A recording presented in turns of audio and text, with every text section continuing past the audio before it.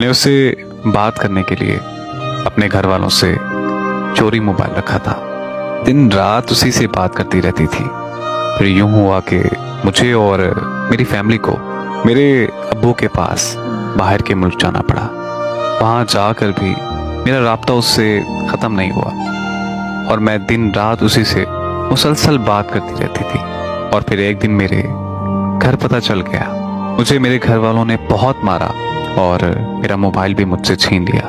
मैं वहां से जिद करके वापस आ गई। मैं वापस पहुंचते ही रात को उससे मिलने चली गई।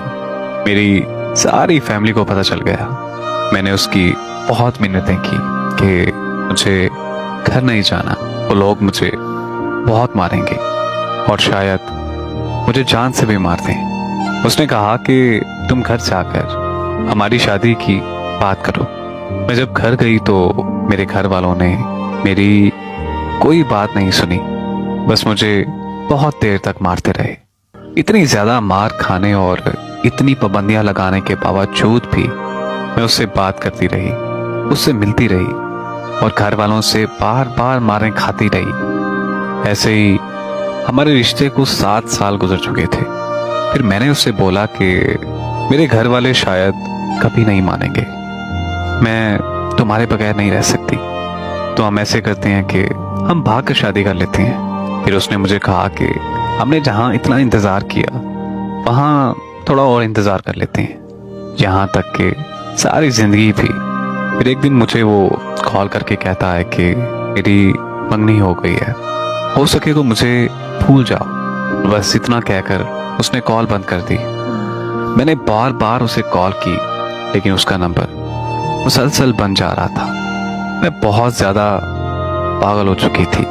बहुत ही ज़्यादा सोचने और समझने के बाद मैं उसके घर की तरफ भाग गई। उसके घर जाकर उसकी बहुत ज़्यादा मिन्नतें की, बहुत तरले किए, बहुत वास्ते दे डाले, यहाँ तक कि मैं उसके पाँव पड़ गई।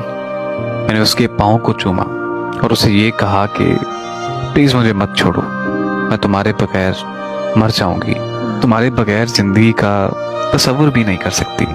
वहाँ खड़े सब लोगों को मेरी हालत पर तरस आ रहा था, मगर एक वो सख्त दिल इतना था कि उसे मेरी हालत पर रहम नहीं आया। आखिरकार वो नहीं माना और जब मैं वहाँ से निकली तो एक जिंदा लाश बनकर निकली। अब 1 साल होने को है उसकी जुदाई में। सुना है कि अब उसने शादी कर ली है, पर अब मेरा ये आलम है कि मैं किसी और की नहीं हो सकती। मैं आज भी पागलों की तरह उसके इंतज़ार में हूँ। मैं आज भी उसी के प्यार में हूँ।